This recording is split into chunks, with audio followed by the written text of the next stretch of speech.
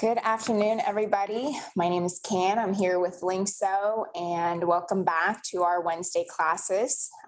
Today, we've got a class on basics of raising backyard chickens, and it's presented by Cindy Burgdorf and Sharon Winnike, and they're both master gardeners.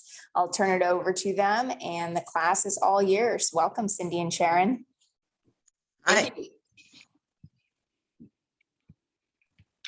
Cindy, why don't you start by telling folks a little bit about yourself and your experiences raising chickens and your experiences with the master gardeners. Okay, I've been a master gardener since 2008, and I've had chickens for almost 15 years. So, and I think I'm on my third flock. So I've gone from chicks to retirement on two sets of flocks of chickens. So I think I'm pretty experienced with backyard chickens. I also teach classes on gardening with the master gardeners and also through Lyngso. Great, thanks, Cindy. Well, I'm Sharon Winnike, and I've been a master gardener since 2010. And my adventure with backyard chickens really began as a new master gardener. I was working with Cindy on a project. I think we were planting peppers. And Cindy got to telling me about her chickens, and I'd always been a bit interested in doing it. It sounded like fun. It sounded, eggs sounded great. Chickens just feel like a natural part of a backyard. So it was really Cindy's advice, and knowing I had her as a resource, that gave me the courage to launch into this little project, which has been really, really fun. In addition to backyard chickens, I also give talks. Some are on pests in the garden, integrated pest management. I'm a pretty active composter, and I know Cindy is too, in my garden. So I have lots of interests, but today we're going to be talking about our backyard chickens.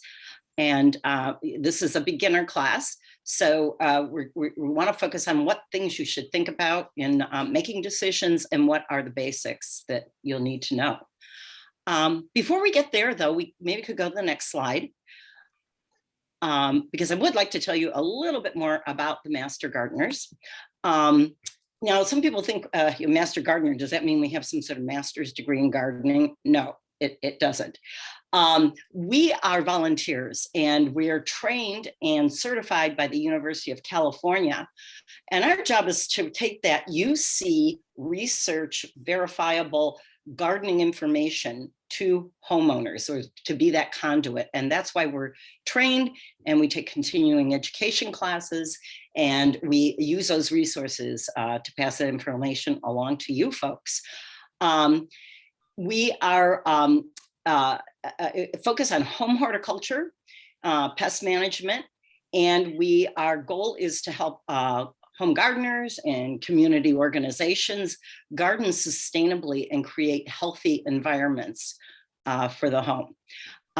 If you look at checking out the slide, oops, sorry, I covered up the slide.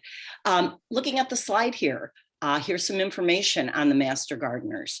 One super important thing we do is we have a helpline, and our goal is to answer your questions. We don't necessarily know the answer right away, but we are trained to research, and we share information among ourselves to try to give you the best information that we can. So on this slide, and you'll be getting a copy of our PDF, so you can go refer to it. You can see our helpline hours. These were all remote and closed during COVID, and I do apologize. I'm actually not 100% sure what the current status is.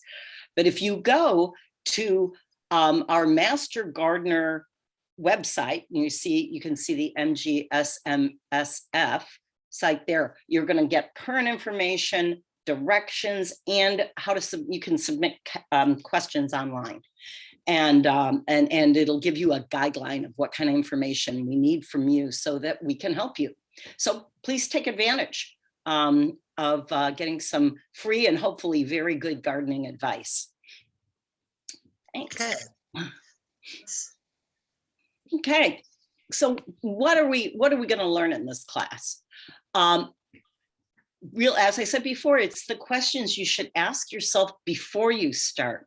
Now, maybe some of you have already started. That's great, that's fine, but it's not a bad idea to then to review a little bit about what your goals and what your tolerance is in having chickens and what your expectations should be. So we're also going to go through the basics of raising chicks. We'll give you some information on breed choices, depending on your preferences and goals, feed requirements, and very importantly, safe and healthy coop requirements. Egg production, again, is what most of the folks are in this for. Very few of us in the San Mateo County urban environment are interested in a meat production, but there's a lot, and if you are, we're not going to address much of that here, but there are resources that will provide for you if you want to dig a little more deeply into meat production. Okay. So before you start, there's a list of things that you need to think about and consider before you get chickens. The first one, obviously, is what will the and Sharon, did you want to just do the poll real quick before we get started? Oh, sure, that'd be great. Yeah, sorry, we forgot about that. I think that would be, let me just launch the poll for you all. Okay. Just take about a minute or two to answer that, and then we'll go over Cindy's part there.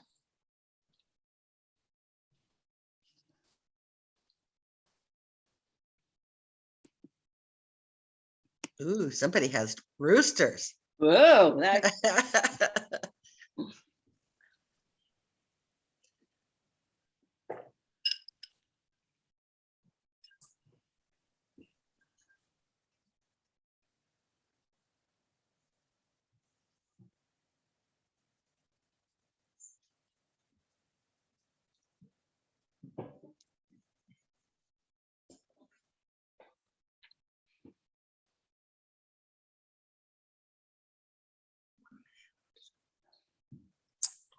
Okay, so let's end the poll there and we can see the results.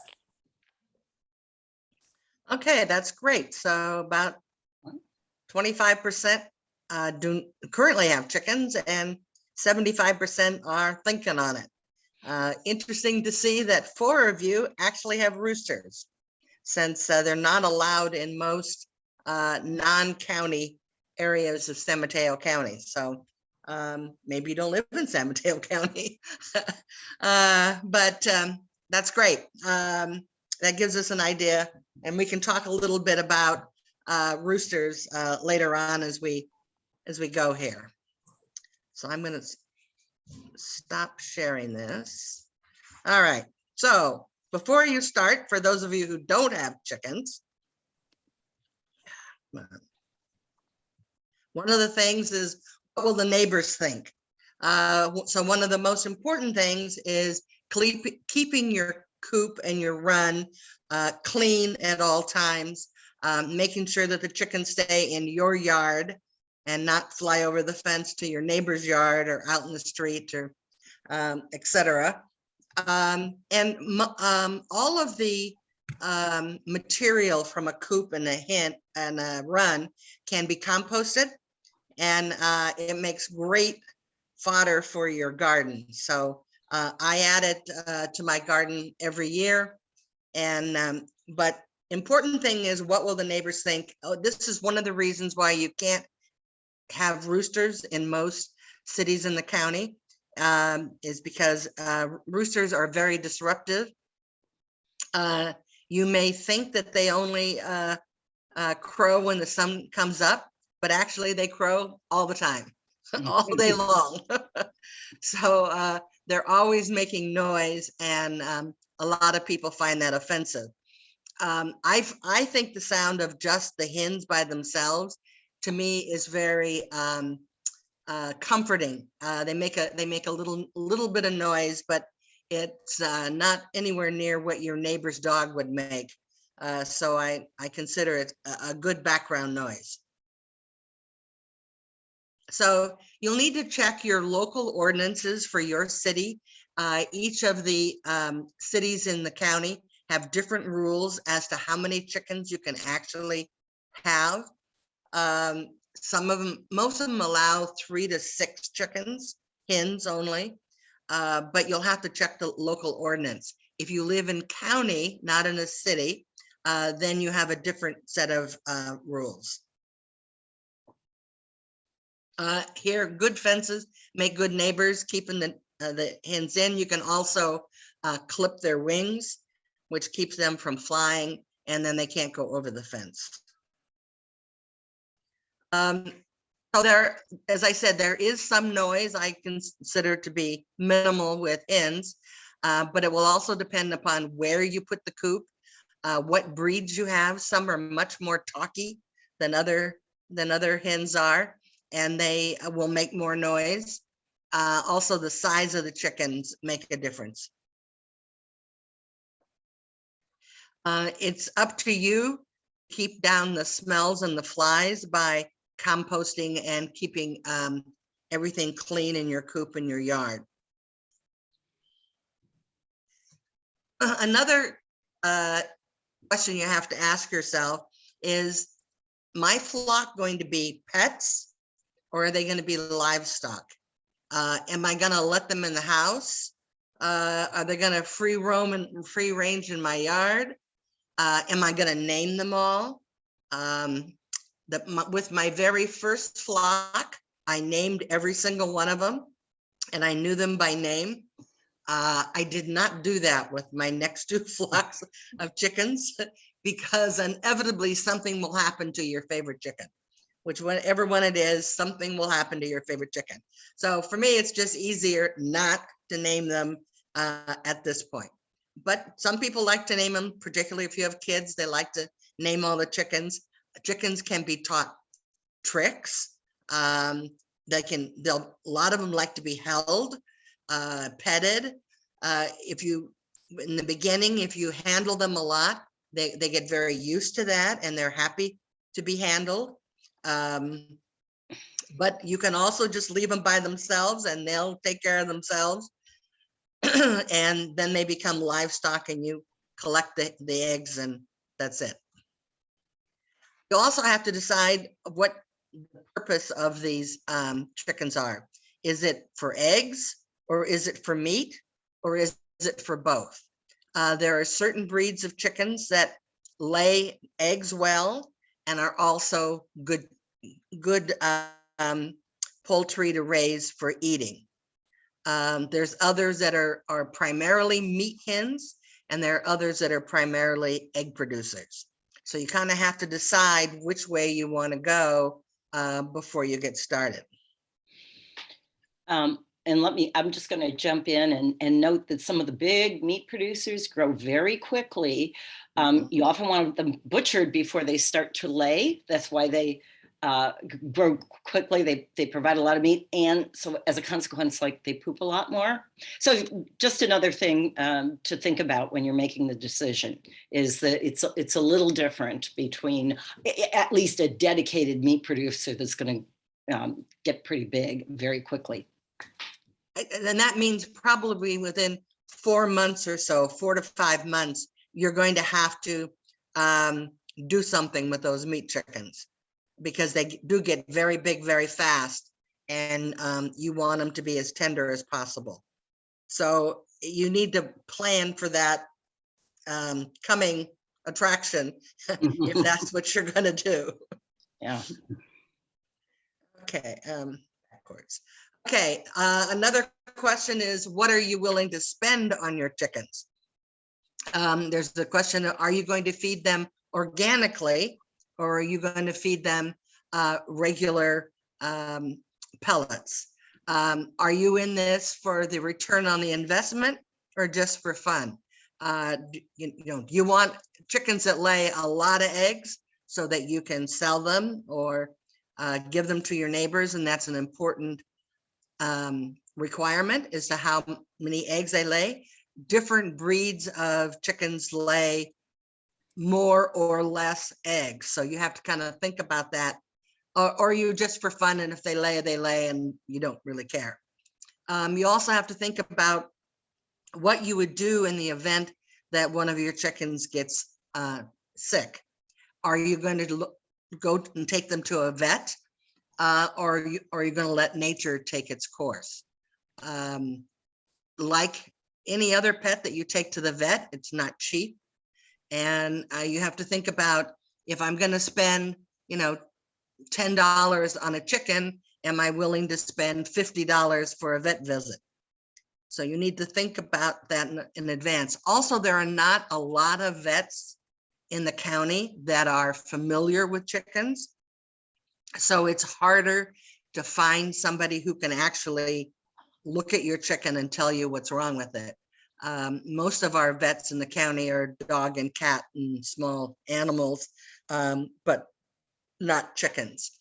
So it's harder to find somebody and get an appointment with them. Okay, getting your flock started. Okay. So your first question, as we've sort of said, is what kind of chicken?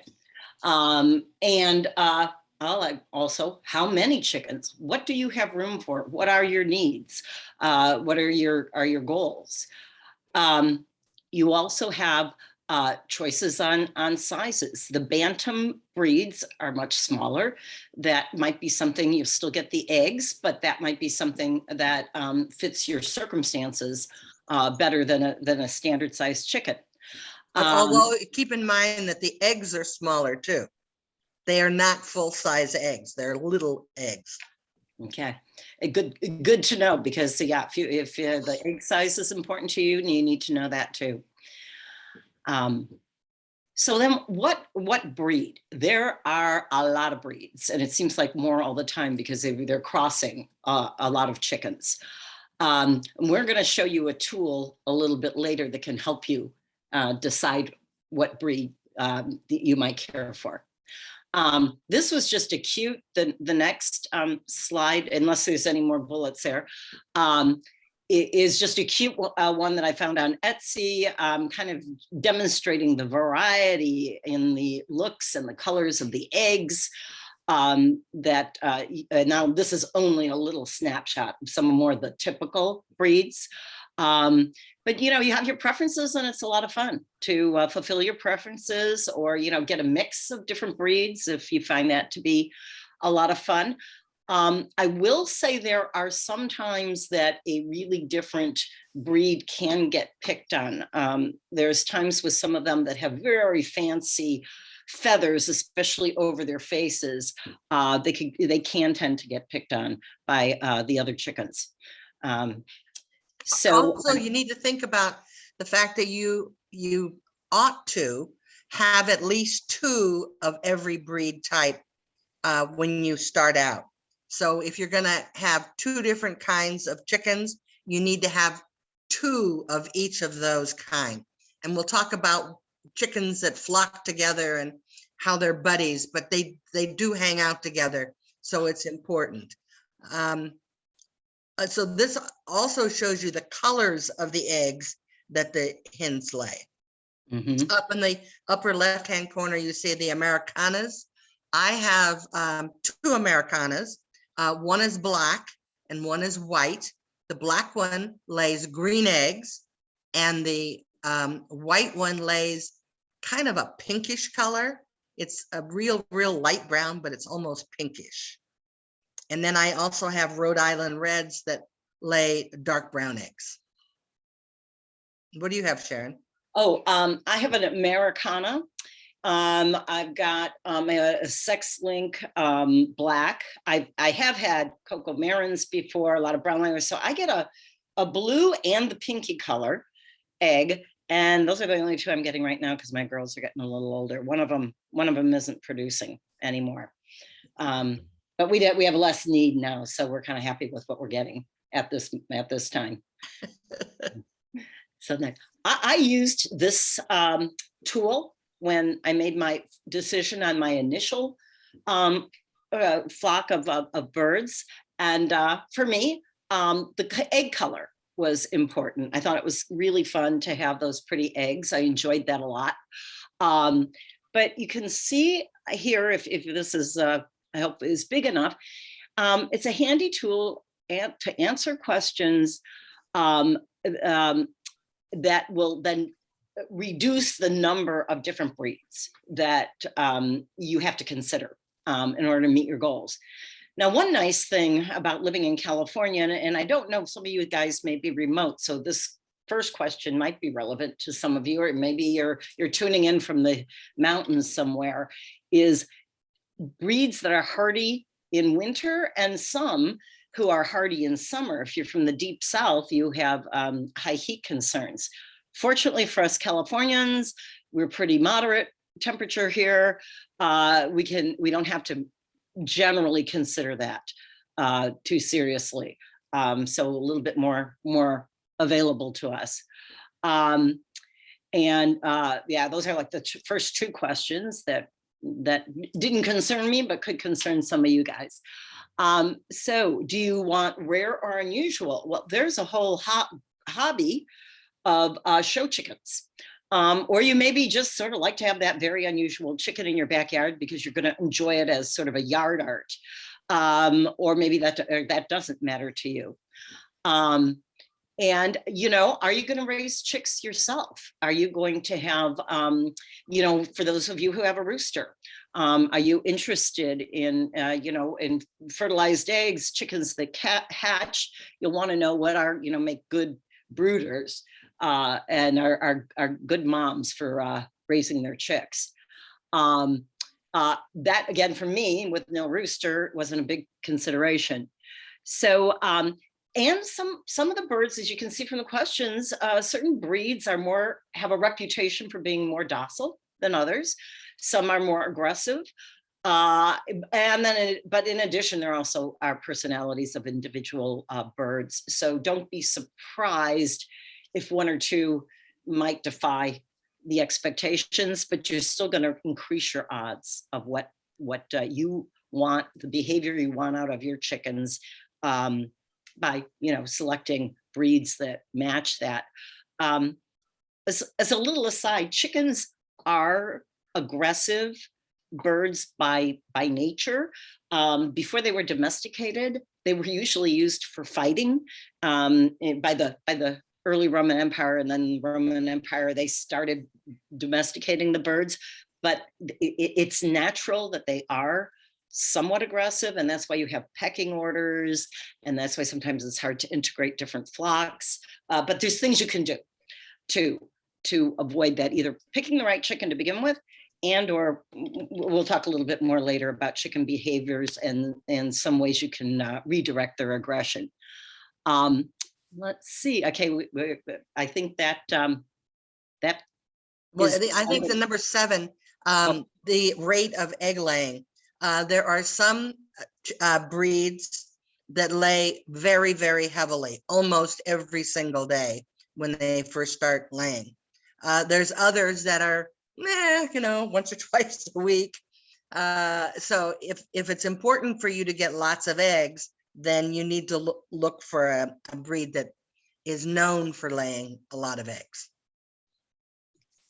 Yeah, I guess, you know, you think of the Leghorn, the chicken white eggs that are, you know, really big in commercial production. You know, that's where it's a premium. I mean, laying the most eggs possible is you know, the absolute goal for that kind of owner. Okay. Next. Okay, here's some pretty pictures of all of the variety of eggs and shades of brown that you can enjoy. Your chickens are not going to start laying until about 5 or 6 months. They as they age, they produce less and less. They're most productive for about 3 to 5 years. You can get a fake egg at the time they start to decline in laying, and that sometimes is misshapen or doesn't have the embryo, or the embryo material, I should say. It's not an embryo when it's not fertilized, but as they decline in laying. At the time they molt, you'll usually notice, let me back up, molting is losing their feathers.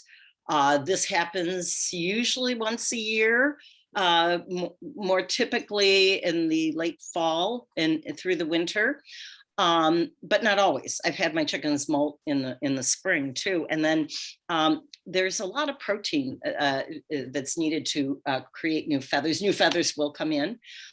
So you often see a decline or an absence of laying during those periods. So that's something about your chickens that you need to know and not to be alarmed by that. Anything you want to add, Cindy, before we go to the next slide? Nope. Okay. All right, chicks versus pullets. So you've let's see if this is mine. If you've decided, you've made a decision that you do want chickens, but do you want to raise chicks, or do you want to buy the pullets that are, say, 3 to 5 months old? They've already feathered out. They don't need to be under heat lamps. And Cindy's going to talk later about, if you do decide to raise chicks, what is involved. But let's just suffice it to say for right now, a lot more than a pullet. Pullet's going to cost you more. By the way, we had to change this slide from just a short time ago. The cost of chicks and pullets has risen dramatically. During COVID, there were a lot of folks who took up backyard chickens. In addition, there's some diseases out there that are that we'll also talk about later, the avian flu, that is reducing the stock of chickens at this moment in the United States. So these things are impactful. I started by having chicks. The upside of chicks is there's a wide breed choice, wider than perhaps the pullets. They're really cute. And if you have little kids, you might really enjoy all that can be learned from taking care of them and watching them grow. That could be a lot of fun. On the other hand, it's more likely that you might lose some, especially if you order a mail order. They might not all make it through. They're certainly more fragile, just like any infant thing. And so the initial work is high. Later, after my first, I think I did it about twice, raised some little chicks, I went with pullets. That is just, for the money, it was worth it to me, but everybody makes their own decision, where I'm just wanting to get to egg production much more quickly. And I'll tell you, it's you've got to keep them protected. You've got to keep them warm. I had them inside my house. Yes, it's dusty. Yes, it smells. Yes, you've got to really give them a lot of time and attention. And you know, I did it once or twice. It was really fun, and then I was done with that. So let's see, before we go, I know Cindy, you're going to take over on raising chicks. Yeah, go down a little more into that.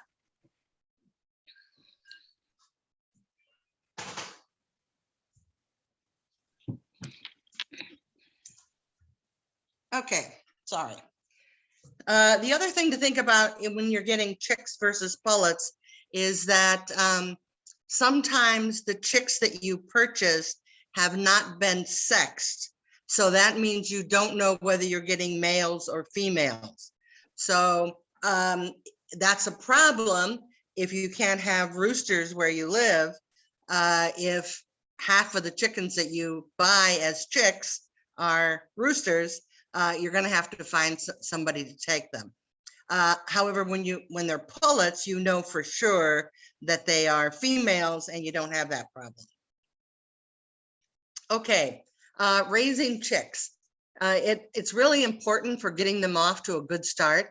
I think you need to have plenty of time to spend with your chickens. Obviously, COVID was for people who were working from home, that worked really well because they could be there, watch them during the day, and make sure that they didn't spill their water, that they had food, that the heat lamp was on, that everything was going well. So they are babies, and babies need to be taken care of. And so it does take time to do that. it's important that they stay warm. Normally, the mother hen would gather the chicks underneath her to keep them warm.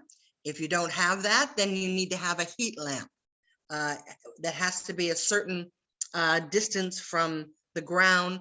And then when they're cold, they go under the light, get warm. If they get too hot, they move out from that light to cool off. So that's important. Keeping clean water for them is important. You also need to make sure that the water source is very, very, very shallow. And in fact, what most people do is they put marbles or rocks in the water so that it's not deep.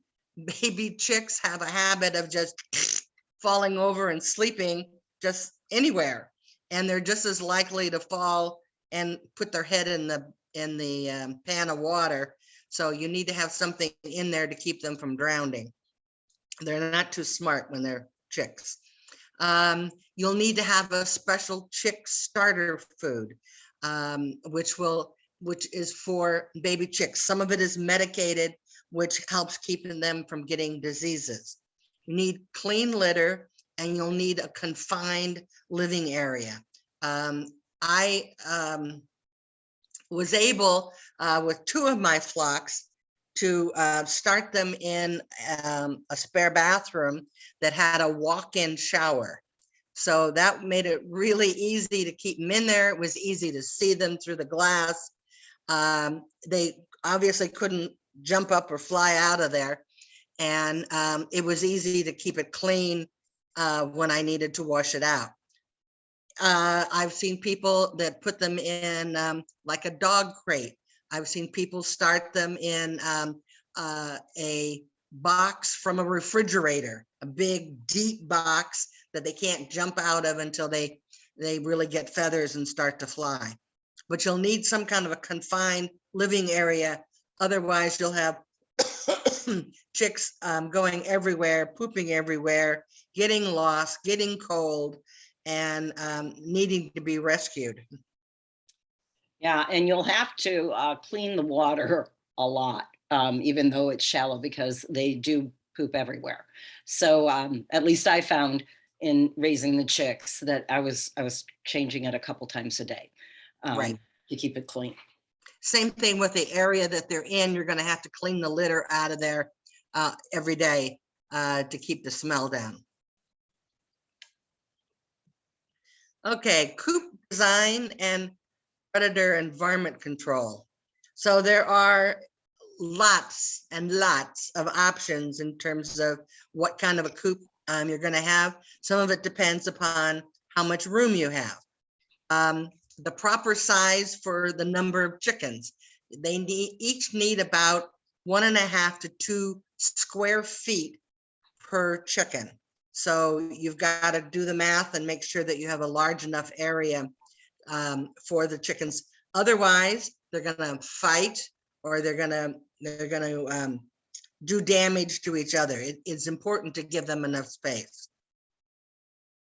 You want to make sure that you have good ventilation, because you need to have fresh air in your coop and your run, but you don't want to have drafts where they're going to be sitting, say, on the rung where they sleep, or in the nesting box. You don't want any drafts in those areas, because then they get cold and they get sick. So you need to think about that. I have windows that I can open and shut, so that when it's really hot out, I can open all the windows and they get plenty of ventilation, but I can also close it up when it's cold.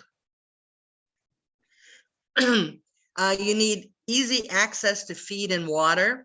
If you have a half a dozen chickens or so, you probably want to have 2 stations for food and water. I have 1, but I have very large stations. I have my water holds 3 gallons of water, and my I think the feed holds 2 or maybe 3 gallons of feed, so that there's plenty of space all around, so they don't crowd each other when they're trying to eat. Otherwise, you're going to find that the bossy hen will chase the others off, and they don't get to eat as much. Yeah, I'll throw in there that I also have just one station. Now at this point, I only have 3 birds, but my waterer has 4 nipples on it. And I have a really large treacle feeder that they step on, and it opens up, and 2 chickens at a time can get into that feeding area. And then you want to make sure that the nesting areas are of the proper size. You need 1 nest box for every 4 to 5 hens. You don't need 1 for every hen. They will share. They take turns. They're good at that. So, but you do need at least 1 for every 4 or 5 hens. Okay, now another important consideration is the bedding for your nesting boxes and also for the coop floor. There's all kinds of things that you can use. You can use cedar shavings, you can use rice hulls, you can use straw, although I don't recommend it because it makes more of a mess. Some people use sand in the bottom of their run, and then they rake that to clean it up. I use the dry litter method, which is you put in a very thick layer to begin with, and then as they poop in there and it dries itself out, and you don't have to completely replace the coop floor material.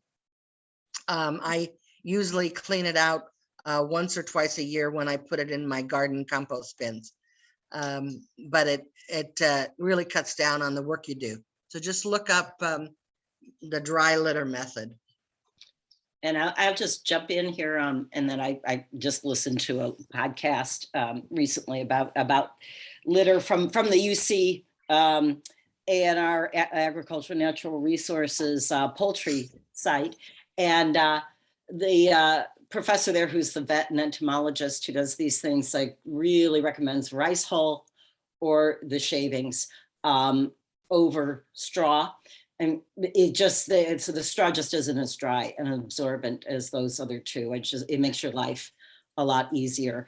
And he even went on to say, you know, look, if you do it the right way, if you're thick enough, you don't have to clean the coop out but once a year.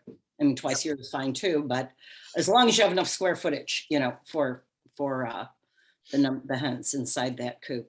So. And it doesn't smell. It dries out, and it's very easy to use, and then it's already composted, and you put it in your compost bin and have great veggies. Mm-hmm. Actually, the composting even sort of starts with it being in the bedding, and then if you wait and don't clean it out that frequently, you have a whole lot that you can start your compost bin with, and not being continually adding to it. So, right. Okay, chickens need a perch where they sleep at night. It should be about 3 feet off of the floor. Each chicken needs 6 to 10 inches of perch row for them to sit on. They'll get up there, they'll sit next to each other. When it's cold, they'll be really close to each other, and they keep each other warm. It's most important that your perch be the highest place in your coop. So if you have nest boxes and perch, the perch has to be higher than the nest box. If they're not, you will have them sleeping in your nest box and pooping in the nest box, and you'll have to clean it out every couple of days. And, so, and I'm going to jump in that I have this problem, and I'm going to have to research how to solve.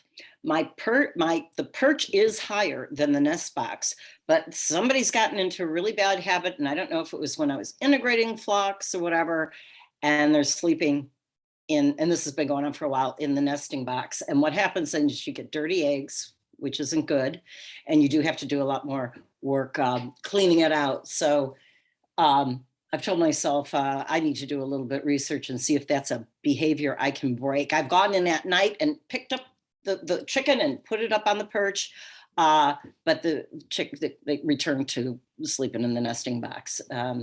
So if you see that starting, see if you can break that habit. Yes. right from the get-go. Early on, yes. Mhm. Now, if you were to let your chickens just run loose all the time and you didn't worry about predators or varmints getting them at night, they would be sleeping in trees.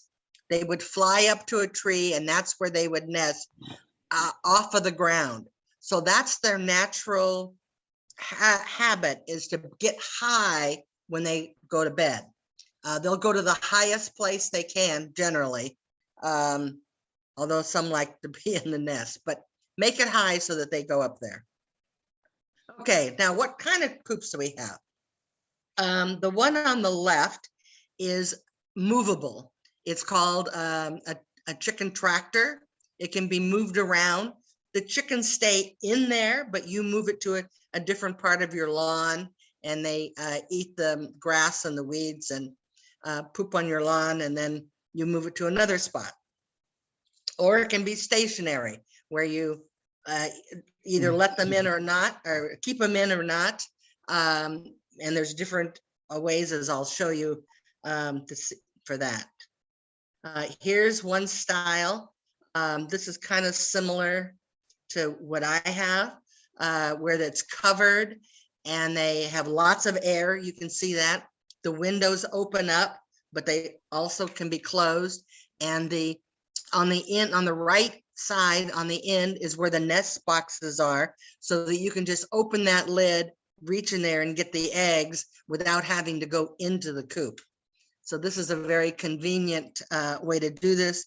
You notice there's a step ladder underneath the nest box. So I suspect they have children here who want to come and collect the eggs while they have that little ladder there.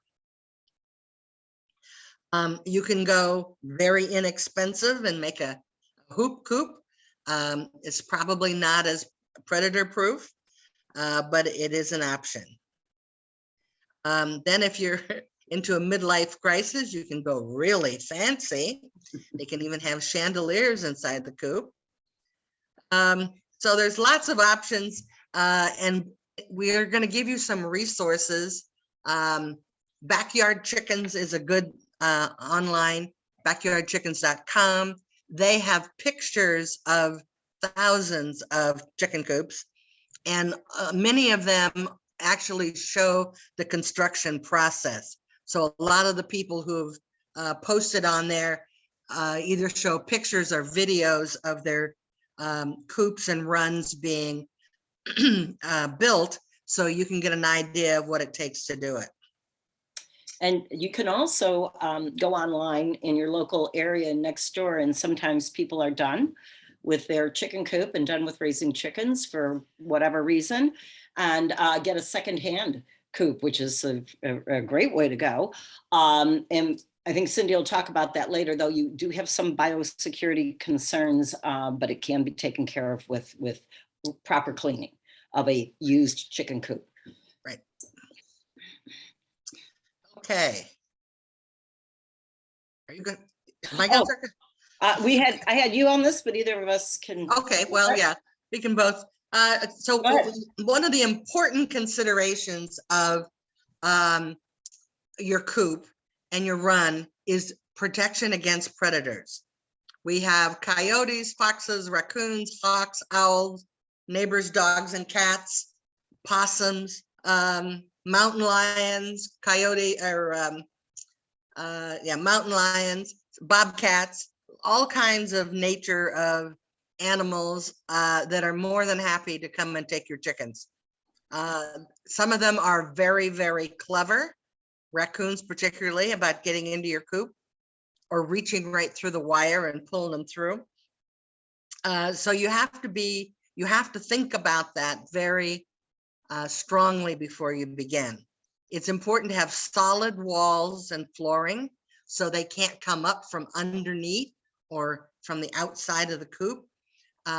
Windows and vents should be covered with very, very small wire mesh. The wire mesh, I think, is about 1/4 inch. So it's very small, and mice and other creatures can't get in through there. You've heard of chicken wire? No, it's way too weak, too big. the openings are too big. Hardware cloth it's not cloth, it's wire mesh, but that's what you want to have. Right. You need to make sure that the latches are very secure on your doors and the outside nesting boxes, anything that you can open. I actually have 2 latches on my door, both of my doors. One is lower down and then one is higher up, so that children can't come and open it if they were to get in my backyard, and they can't reach it to let the chickens out. Also, raccoons can operate certain latches, so you need to be aware of that. Also, around a chicken run, you need to think about predators digging their way under. Again, raccoons, coyotes, foxes, they will dig underneath the frame of your chicken run. So you need to put wire out. The recommendation is you go 18 inches down and then 18 inches out, and you put down the wire, and then you cover that with dirt. And then when they try to dig, they just dig down to the wire and they can't actually get under it and dig into your coop. You also need to think about other things like rats and wild birds. Again, this is why the mesh is really good, because it keeps out rats and wild birds. And when I talk about biosecurity, we'll talk about the danger of wild birds bringing diseases to your backyard chickens. Hawks are a real problem in my area. So I don't let my chickens free run because of it, because they can just swoop right down and pick up a chicken and fly off with them. So you have to be aware of what's in your neighborhood and what would likely want to eat your chickens, because they will try. And it's very hard when your chickens are demolished or taken away by predators. So it's, well, yeah, that's happened to me. You know, when I was a new backyard chicken mother, I let the young ones, you know, go out in the backyard because I thought they wanted to go out and play. And I also think the young ones are not as smart as the older ones. The older ones seem to seek shelter and go under bushes and the like. And the hawks have to see them in order to get them. And sure enough, a hawk, I couldn't find my chicken. And then I saw suddenly a hawk rose up from the shrubbery with half a chicken in its mouth. And so pretty traumatic. And that's when I also stopped naming my chickens. After that, that was like, it was, I couldn't sleep that night. So, from experience, be vigilant. Yep. Okay. All right. Sharon, you want to tell us what to feed them? Sure. What to feed them. Always a balanced, complete feed, and these are the requirements you see: 16 to 18% protein in the very beginning, in the 8 to 18 weeks. There is a chick feed. It's labeled as such. When you go to your feed store, or even go on Amazon and order things, you're going to be able to see this information. In my experience, it's always provided. And you can, and depending on who you're feeding, a younger chick or a 18 plus week pullet that is getting ready to lay, then your protein, you need a lot of protein, but you also need the calcium for the egg formation be added to that. And a good feed is going to provide pretty much everything that the chick needs. It should have the calcium in, even though you can add oyster shell or sterile crushed egg powder for additional calcium. You shouldn't absolutely need it. It should be in your feed. You can give your girls treats, but again, if you're feeding them the proper feed, they don't need treats. Treats are just that. You feed them in moderation. They really should only be about 5% of their consumption compared to the balanced feed. Now, the good part of treats is that for the chicken behavior, it teaches them to forage, and that's a natural behavior. You might have a happier girls if you give them some treats and more interest, but nutritionally, they wouldn't absolutely need it. Grit is necessary for their digestion. They have a crop where the food goes into, and the grit grinds up the food to help them digest. Water is absolutely critical. Clean water, absolutely critical, plenty of it. The amount of food that a chicken will eat is related to how much water it will have. If they do not have adequate water, they won't eat as much. You won't have a healthy chicken. You won't have an egg producing chicken. So make sure water is always available. And kitchen scraps are fine. It's kind of a great way to recycle. Again, chicken scraps I'm going to categorize as treats too, by the way. It's great to add to their diet, just not too much and not everything. And we're going to, I think our next slide or after, we're going to talk about not to feed chickens. One thing I want to point out about the feed is that most chicken parents provide water and feed, so they always have food on demand. So it's not like you put out the feed and then you take it away from them and then put it out later in the day. You usually keep a constant supply so that they can just feed whenever they feel like it. They have other activities that they do during the day, so they'll come back to it, and then so you need to have it available all the time. Okay, and now things not to feed your chickens. And actually this list is not exhaustive, but these are some of the most important things. Moldy food, the molds can be toxic to your chickens. Don't think that moldy food is just fine for them because they're an animal. Citrus peels, mold will grow on that too. And actually, if you throw citrus peels out in your yard, they probably are going to ignore them because they don't prefer them.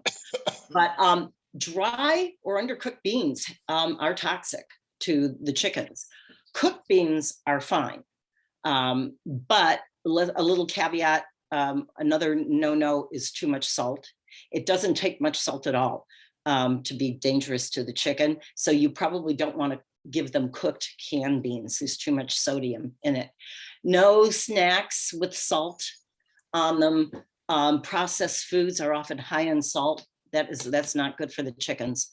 Potato peels or green potatoes are toxic to the chickens too. And I've done some research on this, and I don't remember the toxins, but there are actually toxins in all these things. And if you're curious about it, you can check online and you can see exactly what those toxins are. Candy, chocolate, sweets, not good for them at all. Sugar is a no-no. Uncooked rice similarly is not digestive. They cannot digest it very well.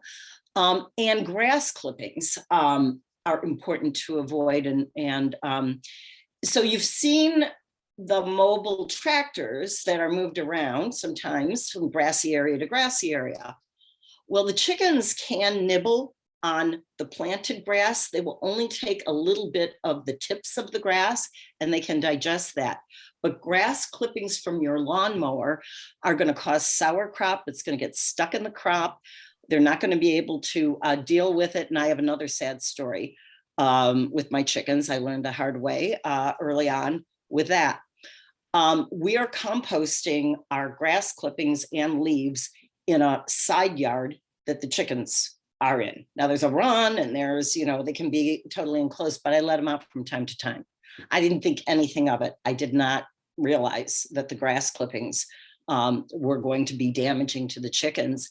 And they love it. By the way, when they see grass clippings, in my house, they go for them, they go crazy. Well, then I had a chicken with sauerkraut. I tried to treat it for a number of days. It got more and more lethargic. You're supposed to, try to put oil down its gullet to help with the digestion. However, it's often unsuccessful, all the things I read about it, even though I tried to do it, often unsuccessful. Sometimes the cure is worse than the disease. And I actually think my chicken had a heart attack, while I was treating it. And so that was very sad. So now I'm really careful to make sure that no grass clippings are put in the compost anywhere in the area that the chickens are in. There are more things. Something I just actually didn't know and learned recently is spinach is toxic to chickens, which I have given my chicken spinach before, and probably just didn't do enough, or it was mixed into other lettuce mixtures. I actually just listened to a podcast today from the UC ANR, Dr. Maurice, I think it's Patinsky, the vet and epidemiologist, and he listed spinach and avocado, which I had heard of before. So, probably I should add more here. Actually, Dr. Maurice said he gave 11 things that were toxic to chickens, and said that's not even an exhaustive list. So bottom line, make sure that what you're giving them is okay. Don't give them too much. Even if you make a mistake, probably the poison's in the dosage, and they're going to be okay if you make some little mistake. But that was that was new information to me. I had never heard about the spinach before. So, okay. Do you have anything to add there, Cindy?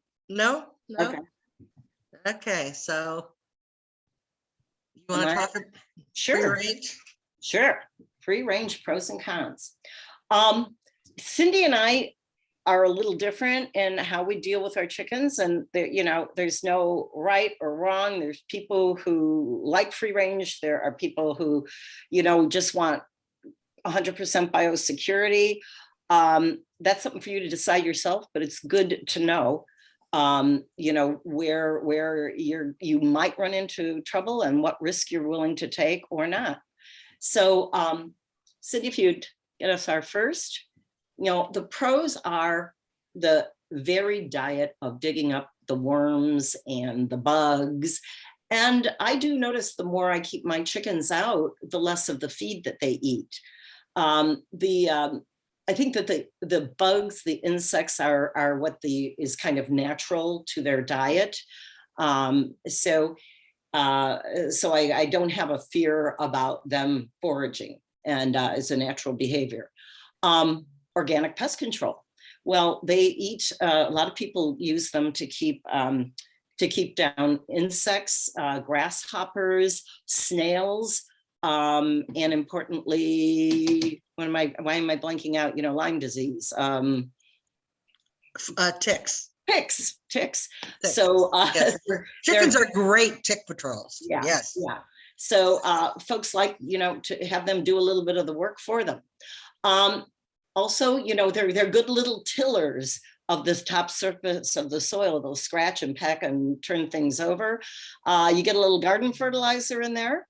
As long as you're careful about what you're planting near not composted chicken manure. Composted chicken manure is fine, but not uncomposted. And the less careful composting is some folks let their chickens, and I think we saw a picture earlier, get out there and scratch and turn their compost. And then they go foraging for the insects and the worms that might be in your cooled compost as it's sitting there. And so they do some of the work for you. Now, they're not going to pile it up again. They're going to turn a little bit of it so they don't do all the work for you. They will happily scatter it, but they will not pick it up and put it back where it should be. Cons? Well, you're controlling the diet. Just exactly what they're getting. There's a little more uncertainty. when they are foraging for themselves. This is an important one. Poop on the patio and poop on the shoes. If you really are letting them roam through your entire landscape, expect poop everywhere. They poop maybe 4 or 5 times an hour, depending on the breed and how much they're eating and how big they are. So there's a lot of poop. Shoes too, you can be tracking, bacteria in places you don't want it to be into your house, but with some care. You can mitigate that. Plant destruction. They're omnivores. Chickens, somebody described ones as, rats with wings. They'll eat a lot of things. Maybe not the most tough kind of plants, but seedlings they'll go for, tender plants they're going to go for. They will wreak havoc with a vegetable garden.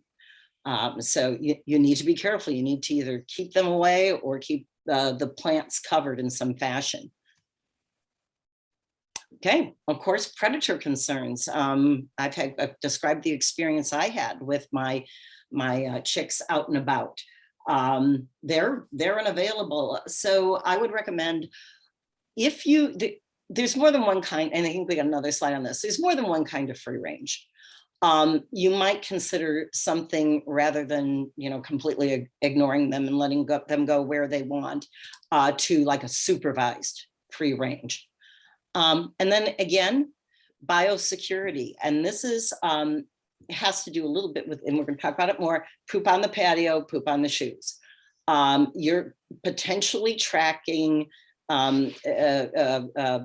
material that can infect the flock in and out of their coop because their poop is everywhere.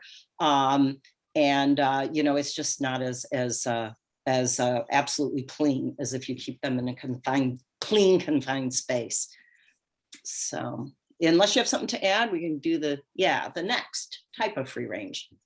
Well, we talked about full-time, and there might be people in very large, like small farms or larger farms where you're not so worried about the poop getting into the house. So you are very careful that when you're out seeing your flock, you've got your boots on, that you don't walk in near the home or near other people, or you're not as you're more risk open. You appreciate what they do with getting the ticks, and you're going to accept that you might lose a chicken here and there. Maybe you feel like, hey, they've got a really good life, and there's one bad day. We don't want that to happen to them, but it's still worth the benefit I'm getting from free range.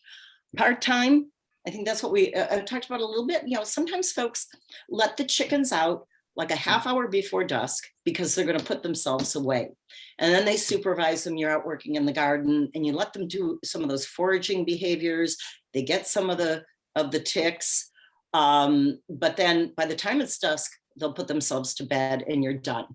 Or occasional, again, when you can supervise them. And then you saw these mobile coops, these where you can move them from pasture to pasture, but they're in an enclosed paddock and they're pretty safe. These things can be pulled by tractors, or if it's small enough, moved by hand. And while they're in an enclosed space, they do move from place to place. So they're, getting rid of the insects and pests, and they're, feeding maybe on weeds and grasses in an area that you'd like cleaned up. Okay. Anything else? No, I don't think so. Okay. I don't let my chickens free range at all because, as I said, I have lots of hawks and I just can't be there to watch them every minute. So I don't do that. Yeah. And I will say, when I do my occasional or part-time free range, I actually have a fenced in addition to the coop that's all, the run is all secured and fenced in. There's a smaller area in my yard that's completely fenced in. It doesn't have any garden stuff in it. And I'm back there with them, and it's not them ranging over, my whole garden area where I would lose track of them. So that works for me. But different things work for different people depending on your tolerance and the time that you can vote. I have an extra large run, so my hens have lots of room. I have a big coop and then a large run, so they don't need to be out to get extra exercise. And I do put, as I pull weeds and things, I put them in there, and so they get some of that benefit of that greens to eat too. Great. So what are chicken habits and routines? Birds are flocks. That's their natural instinct, is to live together in a flock. And we did briefly touch on that sometimes the birds are much more comfortable with the same breed. I've successfully had birds of various breeds because I like the diversity of eggs and the diversity of the way that they look, but it's good for them to have a buddy. And then there are certain breeds of birds that tend to get more picked on than others. And again, these are sometimes ones with flashier feathering around the face, the feathers that fall in the eyes. Fancier comes, they just stand out a little bit more, and the birds are attracted, or the bullying type of bird anyway, can often be attracted to that bird and choose to be aggressive. The dust, how they stay clean this is really critical for cleanliness and biosecurity, is to provide a clean area for a dust bath. That's how they knock off their parasites that can live, in their feathers. It's very, very effective. Some people use like a pool or a small container filled with sand for them to bathe in. Mine seem to be very happy in dry soil. Again, it's not wet, it's very dry and kind of dusty. And then they kind of dig in there and they create like a little divot and move around and keep themselves effectively clean. Cindy, anything about your dust bath? Yeah, they move all around. It's really quite interesting to watch them do it. They'll get the soil real loose, then they'll put their wing underneath the soil, and then they'll throw it over their back and move all around. It's very funny to watch them do it. But they spend probably a couple hours every day taking a dust bath, and that does keep down the mites and lice and things like that they get in their feathers. So it's very important that they have dry soil or some sand or something that they can dust in. Mm-hmm. And then I think we've talked also a little bit about egg laying. So, it is variable with the breed, and you're going to learn that as you select your chickens. It changes over time with their age. I have a couple old girls now. Like I say, I'm only getting 3 eggs a week probably, but in their youth, I was getting 5 a week. Oh no, let me back that up. I'd say 6 a week. I mean, just shy of one a day. And then again in the season, I don't get enough eggs in the winter, especially the older they are. Mine completely shut off in the winter when the days are short. When they were younger, I got occasional eggs, but now not so much. And then molting, also, which is a seasonal thing, is going to have an influence on how many eggs you're going to get. Generally speaking, I don't get, once your hens are mature, they're over a year old, I find I don't get eggs much between, say, late November and February. They just really shut down, and some of them don't lay eggs at all during that time frame. Yeah. Sometimes you'll get lucky the first year and they'll lay all through the winter, but then the next winter they won't. So, sometimes you have to kind of save up your eggs as it gets to the end of the fall, because once you get used to eating those fresh eggs, and then all of a sudden they stop laying, oh my gosh, it's so terrible. Yeah. Oh, it just kills me to have to go buy eggs. Yeah. Right. So, bad habits. Oh, nighttime. Talk about Oh, I nighttime. did. I skipped nighttime. Okay, yeah. I mean, they are really great at putting themselves to bed. It must be I think it's a behavior that is, you know, adaptive to, because they are birds that other animals prey upon. So they go into cover at nighttime, really about dusk, before it's fully dark. They will put themselves to bed. If I've got them outside, they're running their coop, I have the door open, they just take themselves right up into the, you know, into the coop and onto the perch, except for the one bad girl who climbs into the nesting box.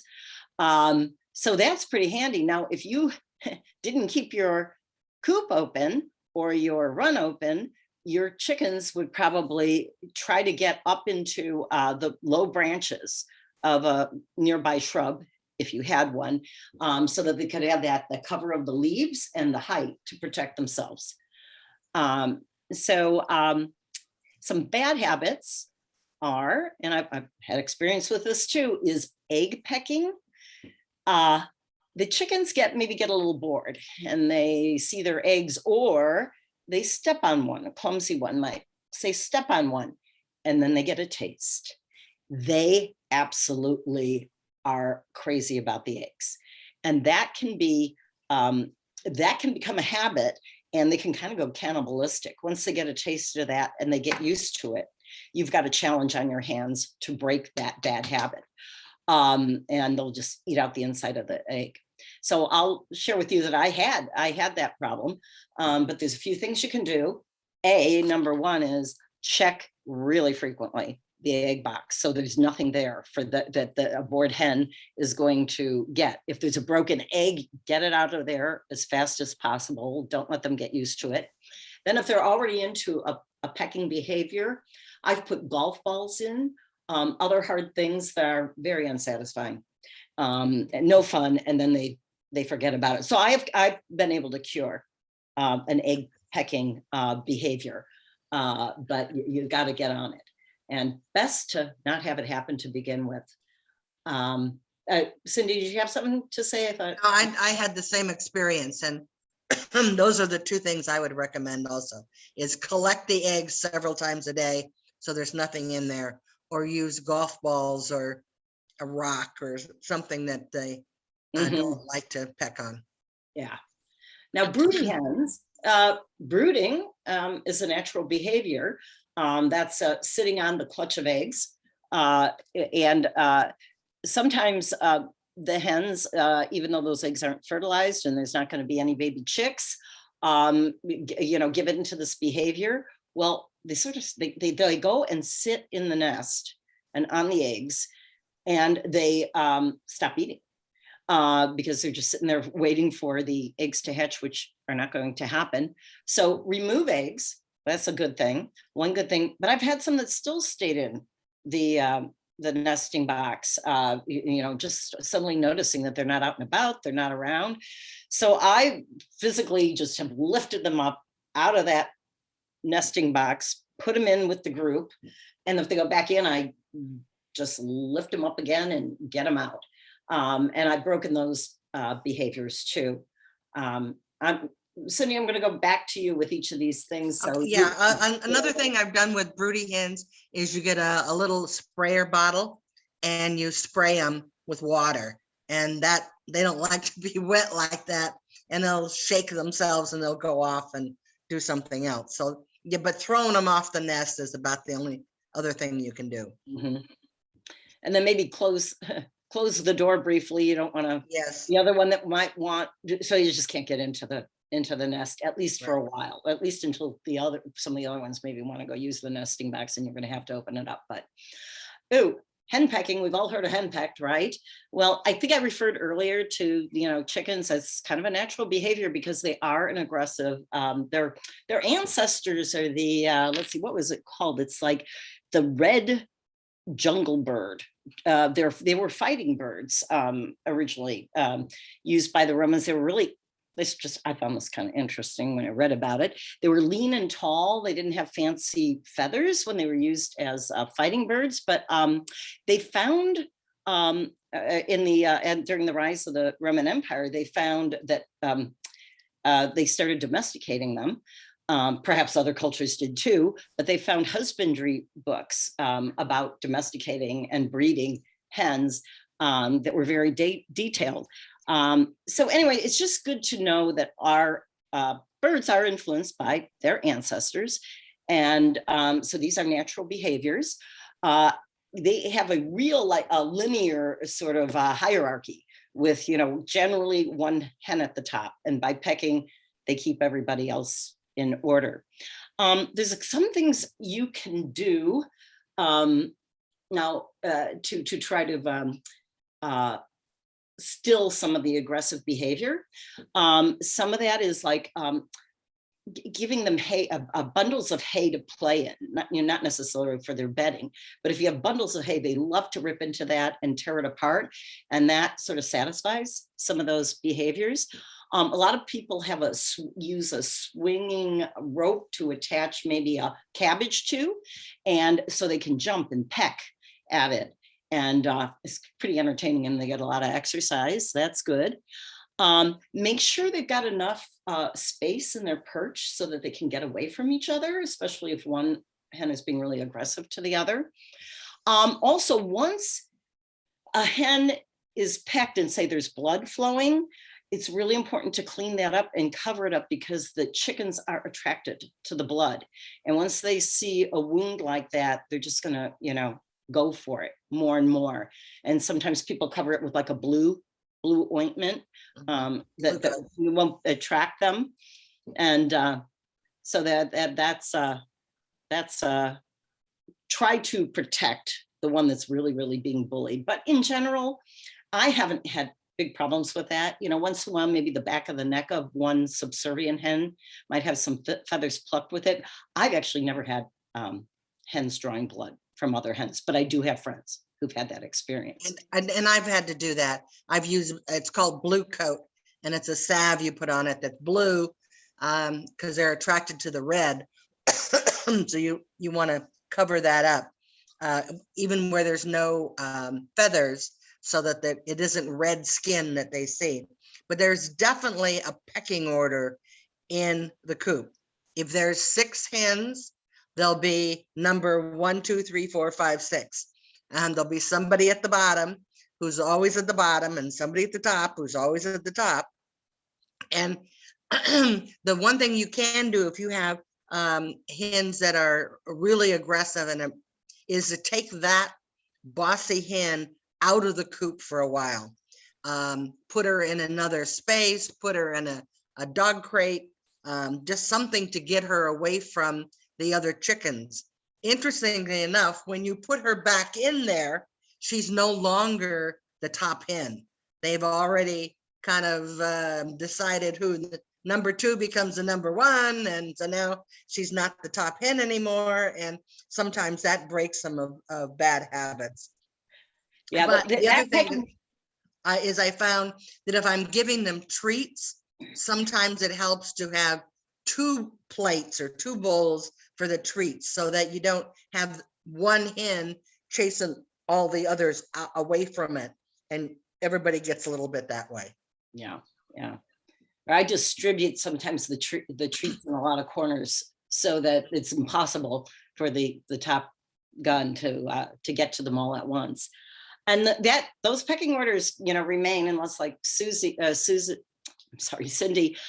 described, you really disrupt the group, and then you kind of can have a hostile takeover by another hen, or you integrate a flock, and you don't really know who's going to come out as top dog, or top bird, I should say. So that can be a problem, a minor problem, but something you watch out for. And then I've had chickens that decided, I don't know why, to lay eggs outside of the coop. Like I said, I let them out occasionally and they go find a dark corner of leaves and I found eggs there. So that's something you'll avoid if you don't let them out and roaming.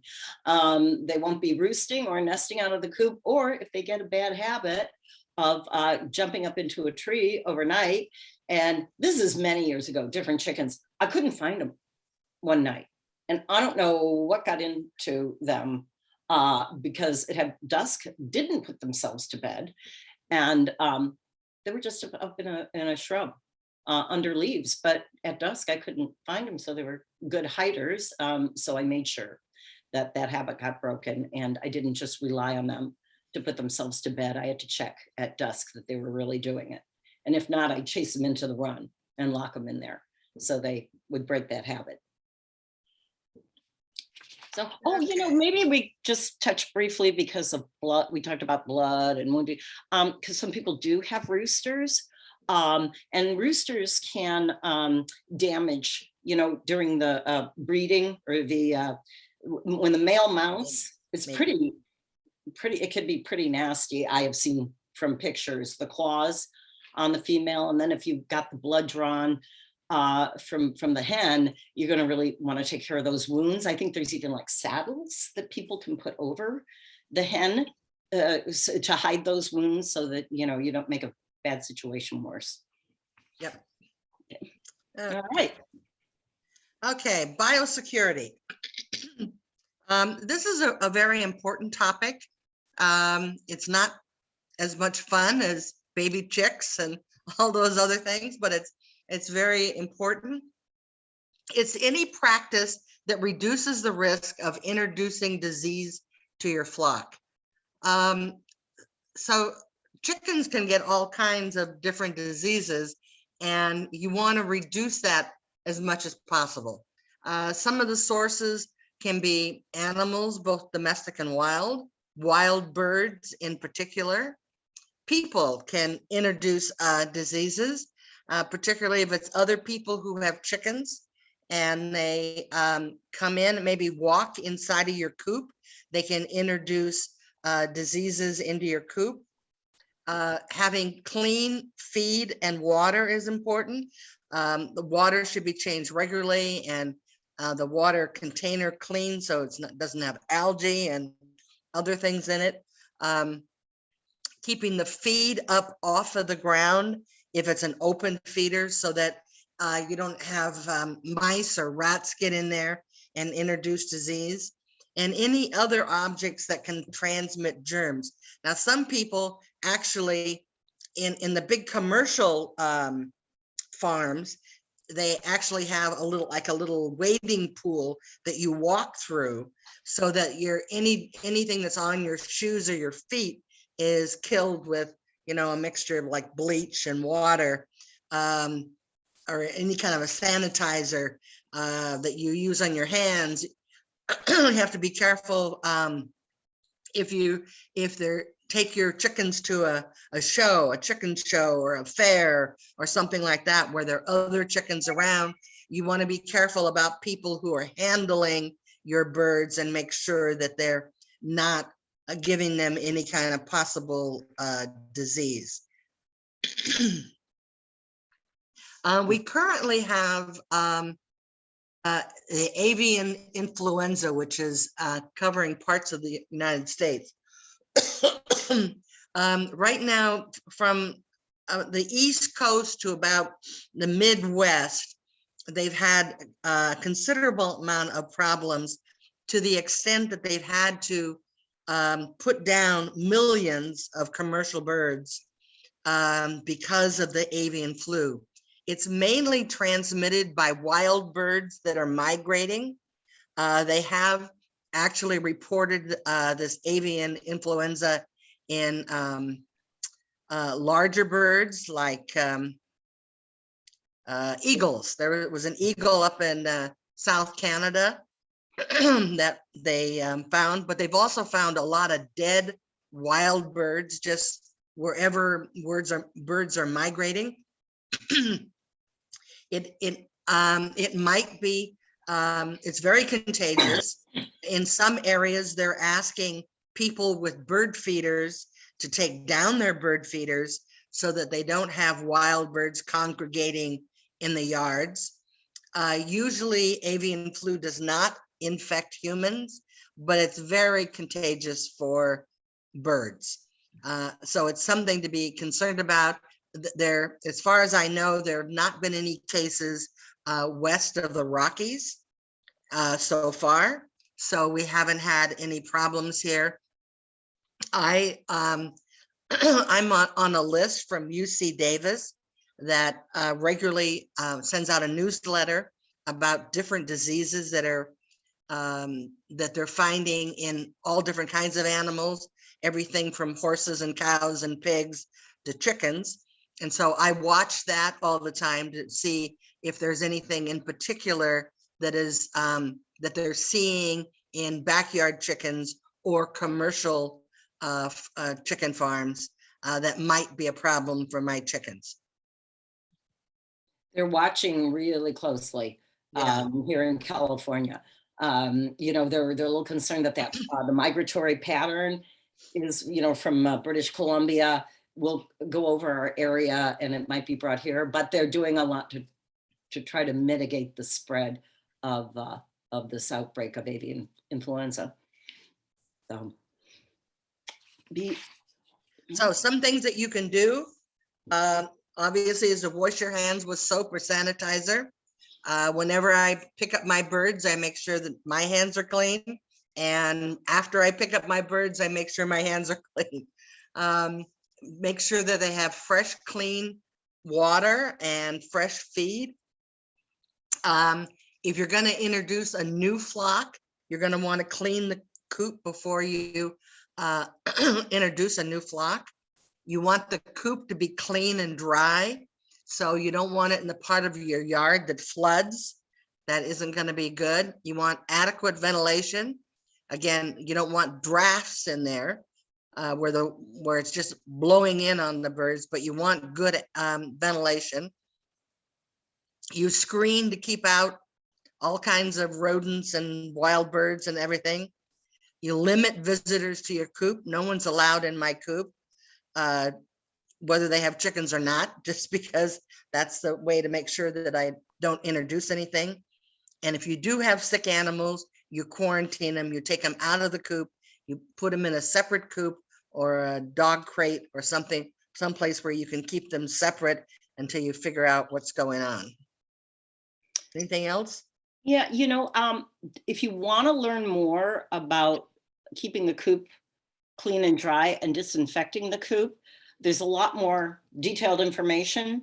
I just, you know, on some of the resources we're going to give you, just real quickly, you know, they have steps like first you dry clean it before you wet clean it, you scrape all the stuff up, anything, then you wash it, dry it as quickly as possible, and then you follow by disinfecting after that. And disinfectants can be like Lysol or a properly diluted bleach product. Doesn't have to be too complicated, but you can find out a lot more about how to do that appropriately. And I would do that if I was going to inherit a coop from somebody else, or if I moved into a property that had a chicken coop that may not have chickens in it now, but did it some point in time, I would make sure to clean everything really thoroughly and sanitize it before I put new chickens in there. Okay. All right, so an important part of this is figuring out whether, you know, checking on their health. You have to, in addition to feeding them and making sure they have water and feed at all times, you need to actually look at your chickens, and often you can find things that are going wrong. You look at their eyes. They should be free of discharge, no runny eyes. They should be fully open and bright, kind of sparkling. You shouldn't, if a chicken's eyes are like half closed, they're not feeling well. There's something going on.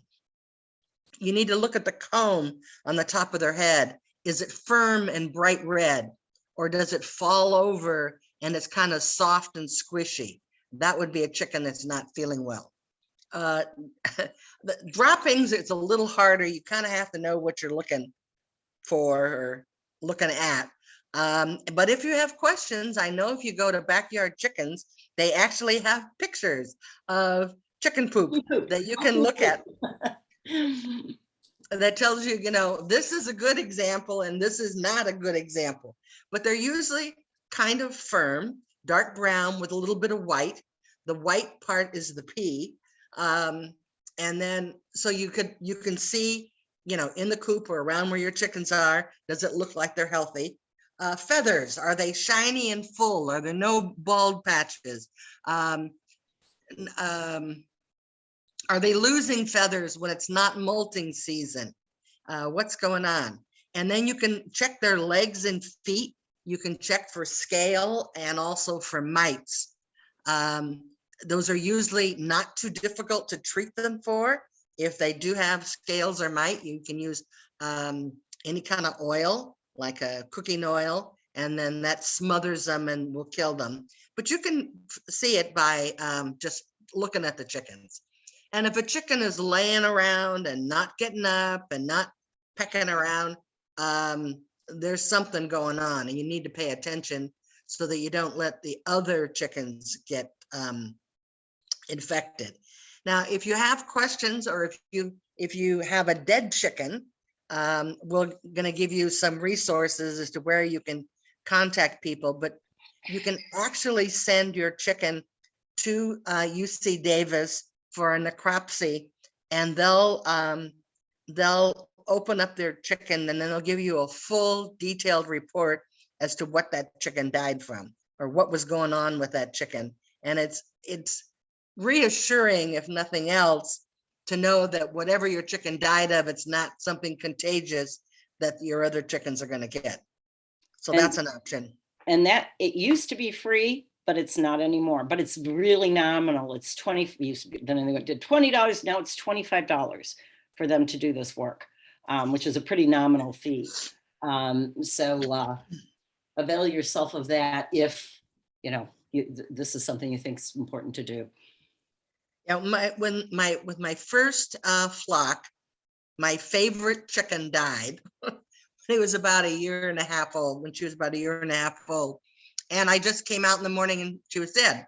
So then I was concerned there was something in my coop that was going to kill all my chickens. So I had a necropsy done. I was extremely pleased with the report I got because it was very informing, and I thought that really helped a lot. Okay. Signs of an unhealthy bird: if they're difficult or noisy breathing, bloody droppings, lethargic, not moving. This is the one I see the most, is that they're just sitting around someplace, not wanting to move. Oh, ruffled feathers. Their feathers are all like blown up.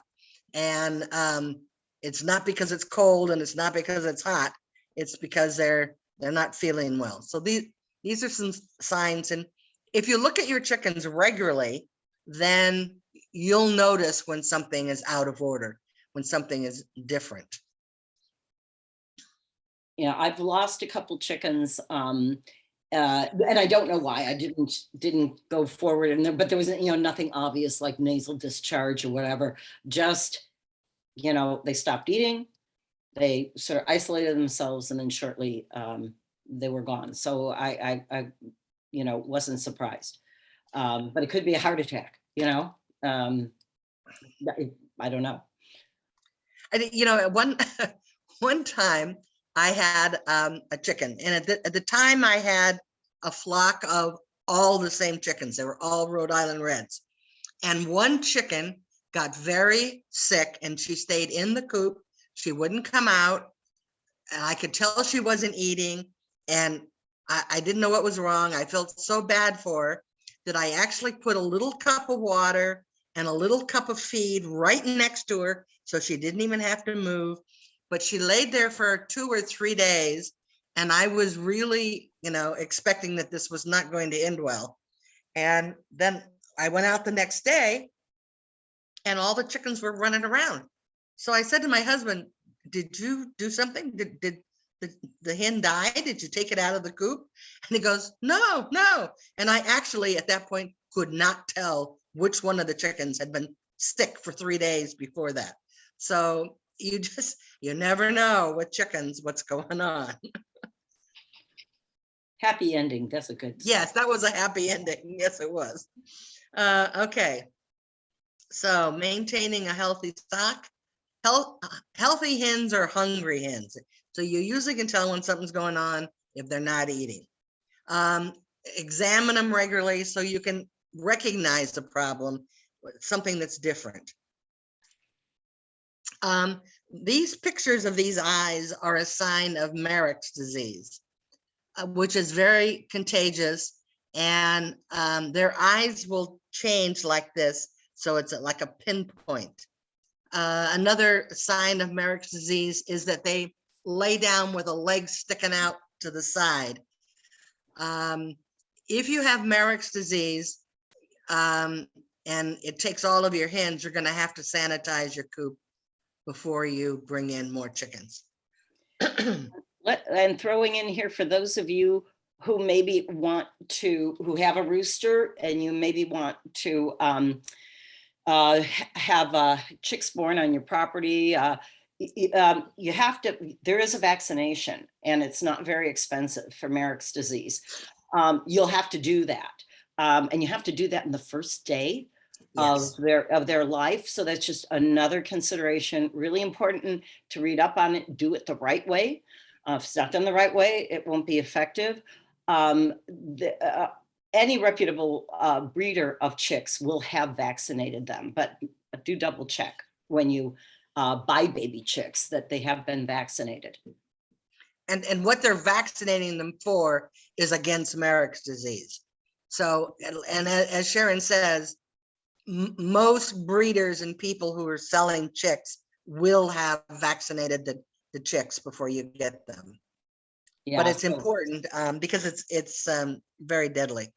So other things that can go wrong, they can get egg bound, an egg can get stuck in there. And you have to, sometimes you can help the hen get it out, sometimes you can't.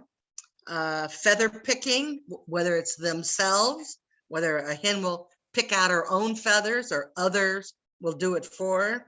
Mites and lice, if the coop isn't kept clean and dry, you may have a problem with these things. Okay, you want to talk about the website, Sharon? Sure. Now, we have such great resources here in California. And actually, if any of you folks are from other states, I would expect almost every state has some good resources online. You know, you're welcome to come to California's. This site also shares information from other areas. Let me see. I'll see if I wonder if I can screen share here. Let me get back to this. So I can. Oh, you know what? No problem, because I'd have to stop your screen share, and so I think that's okay. too confusing. But I have this up on my computer. If you get to this site, I just think it's the one to make note of. Get more detailed information. You have a question. This is science-based research. There are quick links here to all kinds of questions you might have. And there is actually the homepage isn't this. It has for bigger producers, for backyard poultry.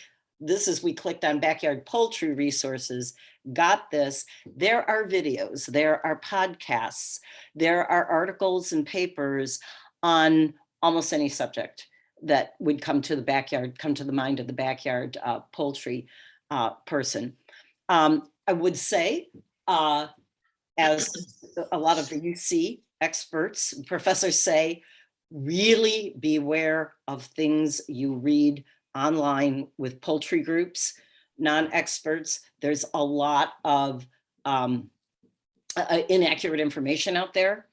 So, you know, if there's an idea or a solution that you see, maybe come back here and check with an actual scientist and see whether you're not wasting your time, your money, or making things worse by just taking advice from other backyard poultry folks, something that worked for them, but that really hasn't been tested, isn't repeatable. So that would be my little advocacy here, to go to the Cooperative Extension Poultry website. And you can see that the quick links there is a lot of the topics that we covered today, and they'll have also more discussion about some of those things. Yeah, they can go into detail on diseases, various diseases. They can, like I said, you can get a lot of detail on really how to properly clean and sanitize your coop. Just a wealth of resources. Okay. And also on those sites, you've got a nice graphic about who to contact in case of poultry issues, dead birds, live birds, various food safety. Do you wash eggs or don't you wash eggs? Apparently very controversial from time to time, but there are podcasts about that. Food safety, diseases, etc. Yeah. And that's on that site.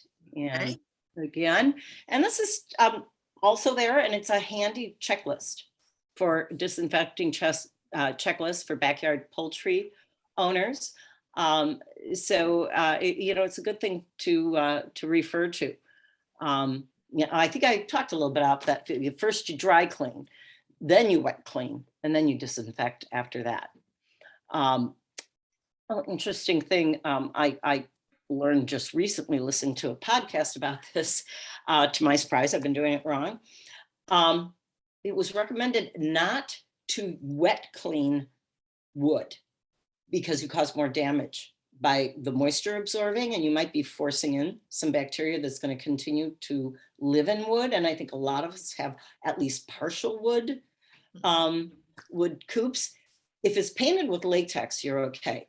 The wood's okay, but say raw wood, the floor of my coop is some sort of laminate thing. So I would be, feel very comfortable washing that. But before I have totally, washed and sprayed down the wooden walls of the coop, the upper walls. So that's just something interesting I learned just in preparing for this talk. So it's worth getting back there to get a little bit more detail on how to do things right. Okay, so here are some resources, and I believe, well, this presentation will be available so that you can check it out later if you want to get any of these sites. The UC Agriculture Department is the first one, and that's the one she just showed you the links to. Another good resource that has lots of information is backyardchickens.com. There's a whole section on raising chicks 101, everything you need to know. There's thousands of coop designs. There's multiple forums. So there's forums about people who have a broody who's setting eggs, and they're comparing notes as to when they start pecking, and all kinds of forums and things where you can get more information. Tractorsupply.com also has information. Now, where you want to buy your chickens and feed, etc. The three that are closest to us here in the peninsula is Half Moon Bay Feed and Fuel on the main street of Half Moon Bay. Peninsula Feed Store in Redwood City on El Camino, Sam's Feed in San Jose. If you want to buy your chicks online, here are some of the ones that are probably the most well-known. Meyer Hatchery, My Pet Chicken, Cackle Hatchery, and McMurray Hatchery are some places that sell chicks. Yeah, so you'll get them in a box if you do that, and there's probably minimum amounts to order in most cases. It would not be infrequent that you might lose one out of that shipment. But if you're prepared for that, you might get more breeds or be able to be a little bit more picky about what kind of breed you want than what they're going to have available at Half Moon Bay and in Peninsula Feed Store. When you buy them from Half Moon Bay, Peninsula Feed, or Sam's Feed, they're getting chickens from either one of these 4 hatcheries or other hatcheries in California, and they buy 100 chickens at a time, so they get a large box. There's enough chickens that they keep each other warm while they're being shipped, and they ship them day old, so they get to the feed store within a day of being born. And then, however, when they do that, they probably don't order more than 3 or 4 different breeds at a time. So, 1 week it might be Rhode Island Reds, Astralorps, and Wyandottes. But if you want something different, then you're going to have to get on their schedule for when they bring in those different breeds. If you're not picky, then whatever they have in stock when you come. And I found that Half Moon Bay always gets their chicks on Thursday. So if I'm looking for new chicks, I go over there on Friday and I get the best selection of the brand new baby chicks that are there. Some will be more in short supply than others, depending on what the breed is. And the Peninsula Feed Store website lists a few weeks out what their expected breeds are, from week to week, what they expect to receive. So it might be handy to check the website before.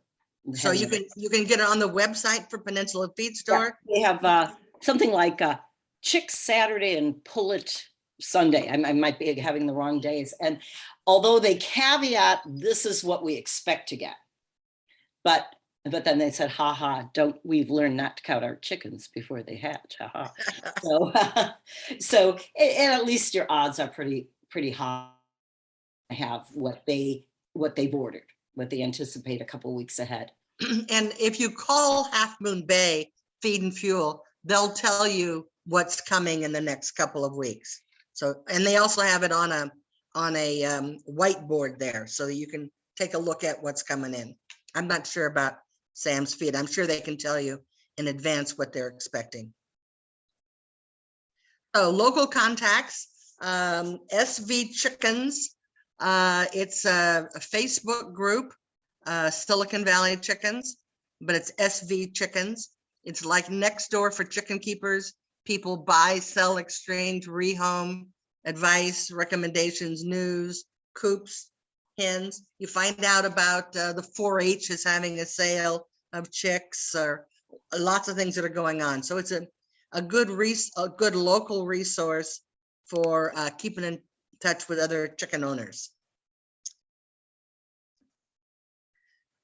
Now, California HFS VetMed UC Davis is where you go to contact them if you want to submit a specimen.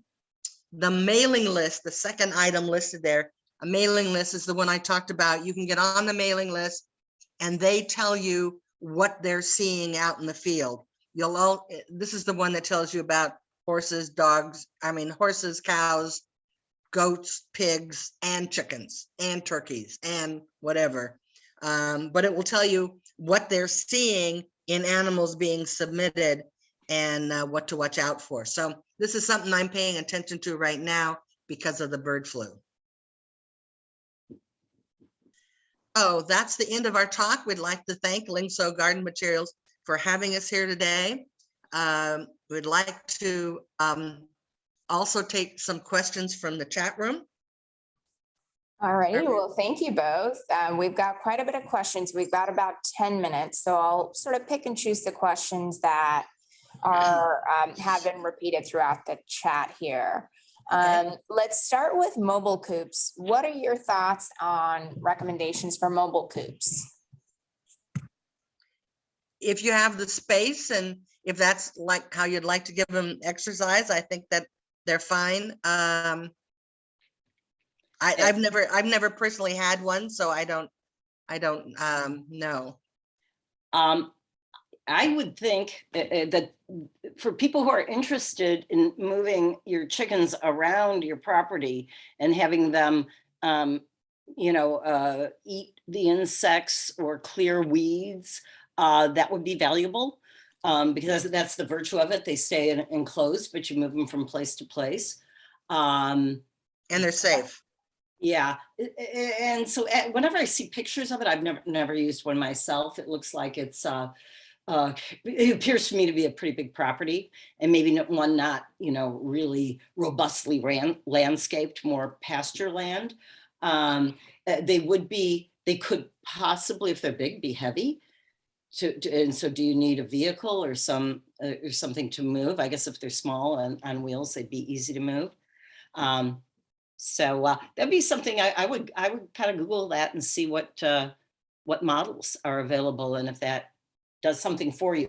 That and backyardchickens.com, I'm sure you can talk to people about pros and cons of using them. All righty, thank you. Let's talk about clipping the wings of the chickens. Do you have any experience or any recommendations regarding clipping the wings? I've done it. Cindy, have you done it? I've never done it because I don't let my chickens out. So it's not an issue, but I understand it's pretty easy. It's pretty easy. Now I threw a towel. I got my chicken, threw a towel over its face. The chickens will kind of freeze up when you do that. That gets them docile, hold them tightly. Then you spread their wing out and you cut these certain, toward the end, flying feathers. You don't have to cut every one of their feathers. I have to say, it's been a few years, and I did go online first and watched a few videos, so I knew exactly where I was cutting. Not too high. You didn't want to cut too close to where the feathers come out of the follicle. You don't want to do that, but it'll show you very clearly which feathers to get, and then they can't fly over the fence. And you only need to clip one wing, because then it makes them fly lopsided and they can't fly. So you really only need to clip one side. And they'll grow back then, and you'll have to do it again if you find it's an issue. If you got a good flyer and they're getting out over the fence.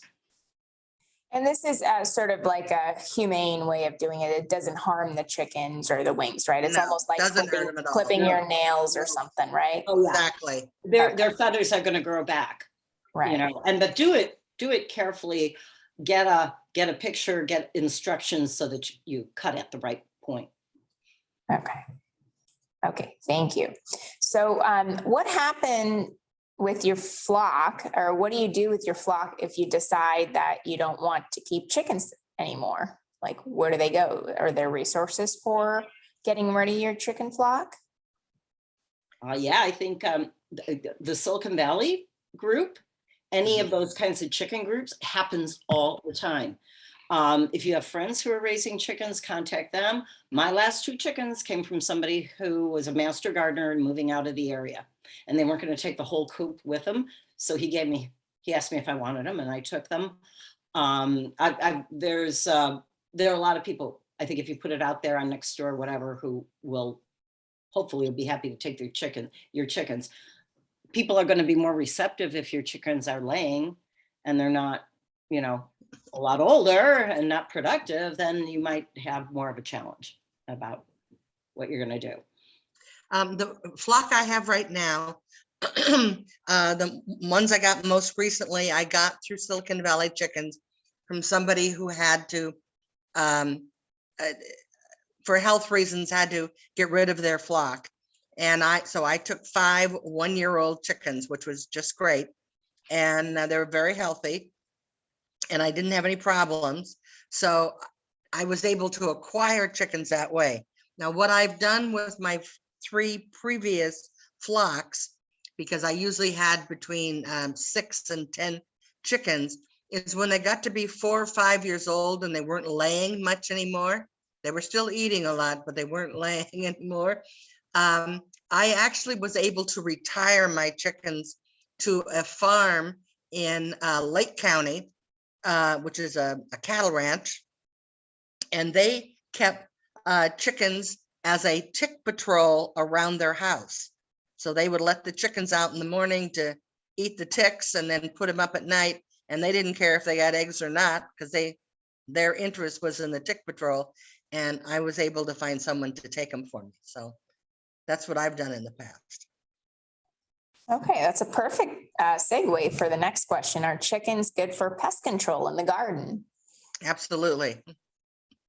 Yeah.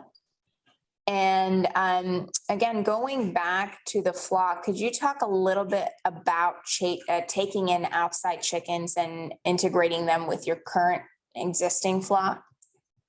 Okay, when I brought these 5 chickens home a year ago, they were a year old, so they were full-size chickens, and I had 2 4-year-old full-size chickens. So I had a wire dog crate that I put in the middle of my run, and I put the 5 new chickens inside of there to begin with. And I was really surprised because the 2 older chickens that I had kind of been at the bottom of the pecking order, and I didn't know what they would do. Boy, did they take out, they wanted to get at those chickens that were in that coop. They wanted to really fight them. They were flying at them and, trying to peck them through the wire. But I let them see each other for a while. Then after a couple of hours, I put my older chickens in the coop, closed the coop door so they could be in the coop, and there was food and water in there. And then I let the other chickens out, and they were able to run around in the run and had food and water. Then at night, I put the new chickens back in the dog crate, and the other ones went up and nested where they were supposed to do. I did this for about 3 days, and every day they got less and less feisty with each other when they were seeing each other through the wire. So at the end of the 3rd day, when it got dark, instead of letting the new chickens stay in the dog crate, I took them in one by one, put them on the roost in the chicken coop. And it was like the next morning, they all woke up and went, "Oh, who are you? Oh, look, there's more chickens here." And they were fine after that. They didn't try to fight. They didn't try to, peck each other or anything. So that was my experience. I think those that technique, I've done it twice, integrating flocks, but the technique at the end, after some visuals, but not contact, of putting them on the perch at night. I sneak the new ones in, and they wake up together. There's something very calming about that. They sort of forget that they were strangers. I mean, if I woke up with them, I guess they're part of the club. So I've had different experiences where it took me at least 3 days, and there was aggression as they watched each other through the wire mesh. This last integration was so fast. I only had 1 day where I had them in a dog kennel on the other side of the wire. I kind of have like 2 rooms in my run, so I could keep them apart. But the new chickens just wanted to get into that coop with the other ones. They were flinging themselves up at the wire fence, trying to get in. And I had to force them into the crate, not to integrate the first night. And the next night I thought, okay, I'm going to let me see what happens. I'm going to stay out here and watch, let them all march up together. No problem. And, they do have individual personalities. So I think your takeaway is start with visuals before you put them physically together to get them accustomed. And it might take more or less time. Be prepared if you integrate them and things go south to just separate them until you think it's the right time. And then test with putting them on the perch at night, having them all go to sleep together, wake up in the morning, but be there, observe a lot the next morning that things are working out well. Alrighty, thank you to the both of you. It is 3 o'clock right now. We're officially over, but I'm gonna ask one last question to you both, and that question is, what would be the most friendliest chicken to keep in your flock? One that also produces quite well. Well, there's a number of chickens that are pretty docile. That's what you'd be looking for, is some docile chickens. Trying to think, what are the gold ones?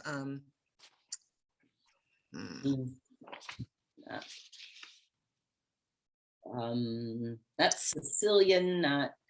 I mean, there's a No, lot of gold ones. but you can if you search for different chickens, and they'll tell you about which ones are docile, easy to get along, they're simpatico with each other. There are some that are going to be much more aggressive, and I would stay away from the more aggressive hens. But for the most part, they can't bite you. Yeah, I don't. What would you say is? Mhm. Sorry, I was gonna say, No, what no. would you say your favorite breed of chicken would be to keep? I like Baird Rocks. I like Astrolorps. I like Rhode Island Reds are good layers, so I like those. They're a little more aggressive probably than the Astrolorps or the Baird Rocks. The Baird Rocks are the black and white stripes. They're a nice looking bird, and they're pretty docile. I like the Americana because I like the eggs. Americanas, yes. I had early, the first time I had a Sicilian, and it was just a little, I got it at Half Moon Bay, and it was just a little different from some of the other ones. It wasn't a great layer, but it was a really pretty bird. But I had other good layers in the flock. So those are probably my favorite, but there's a lot of them that I haven't had. There are so many breeds. Right. All right, well, thank you to the both of you. This was a really, really informative class, and thank you for everybody for attending today. Any closing remarks that you both want to share with the audience? Thank you all for attending. I appreciate it on this beautiful day. And I guess I would just repeat that we've only, scratched the surface, but there are just wonderful resources. So I hope you save the reference. You'll get a PDF to those resources for your further questions. Also, and again, don't trust everything that you read on a forum, because there are some not correct things out there. And also remember that if you have gardening questions, you can get a hold of the Master Gardeners too. Thank you for having us. Yeah. All righty, wonderful. Thank you, everybody. Thank you to the both of you, and we'll see you for another class. Thank you. Bye-bye. I can send you a PDF, or do you want to make a PDF of did you get the slides I sent? I do, yes. So the PDF is available. I'll go ahead and email the attendees after the class, and this recording will be available on our website as well. Okay, I think what I sent you is it's saved in a PowerPoint, though. You'll have to save it as a PDF. Yeah. Okay. All right. Good. All right.